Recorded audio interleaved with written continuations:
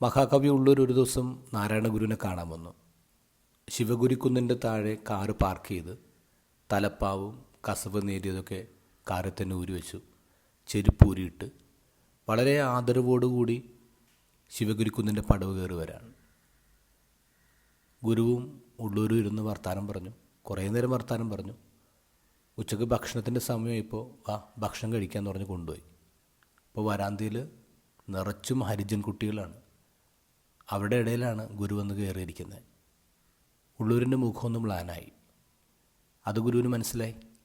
ഇപ്പോൾ ഗുരു ബോധപൂർവം തൊട്ടടുത്തുണ്ടായിരുന്ന ഹരിജൻ കുട്ടികളുടെ തലയിലൊക്കെ തഴുകിയാണ് വർത്താനം പറയുന്നത്.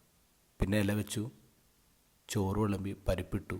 പപ്പടം വന്നപ്പോൾ ഗുരു പറഞ്ഞു, വാ നമുക്ക് ഒരുമിച്ച് പപ്പടം പൊടിക്കാം. അങ്ങനെ അവർ ഒരുമിച്ച് പപ്പടം പൊടിച്ച് കൂട്ടച്ചിരിയാണ്. ആ സമയത്ത് ഉള്ളൂരിനോട് ഗുരു വളരെ രഹസ്യമായിട്ട് ചോദിച്ചു, പൊടിഞ്ഞോ? ജാതിചിന്ത പൊടിഞ്ഞോ എന്നാണ് ഗുരു ചോദിച്ചത്. അത് ഉള്ളൂര് മനസ്സിലായി. ഉള്ളൂര് കംപ്ലീറ്റായിട്ട് റിലീവ്ഡായിട്ട് പിന്നെ ചിരിക്കുന്നുണ്ട്.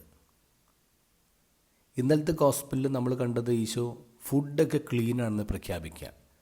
ഇന്നത്തെ ഗോസ്പലിൽ ഈശോ പ്രഖ്യാപിക്കുന്നത് മനുഷ്യരൊക്കെ ക്ലീനാണ്.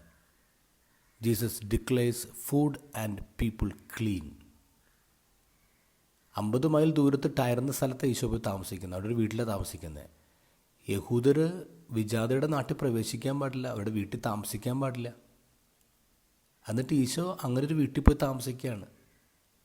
മറ്റുള്ളവരത് അറിയരുതെന്ന് ഈശോ ആഗ്രഹിച്ചു. കാരണം എന്താ? തൻ്റെ കൂടെയുള്ള യഹൂദർക്ക് ഒഫൻഡിങ് ആവരുത്. പക്ഷേ ഈശോയ്ക്കും പറഞ്ഞിരിക്കാൻ പറ്റിയില്ല. എല്ലാ മനുഷ്യരും ക്ലീനാണെന്ന് ഈശോ പഠിപ്പിക്കുകയാണ്.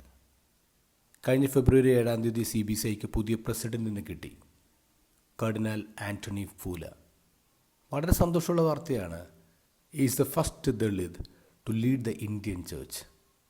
സഭയുടെ മേൽത്തട്ടിൽ മാറ്റങ്ങൾ ഉണ്ടാവുന്നുണ്ട്, പക്ഷെ കീഴ്ത്തട്ടിൽ ഇപ്പോഴും പൊടിയാൻ ഏറെയുണ്ട് ജാതി വെറീസ്.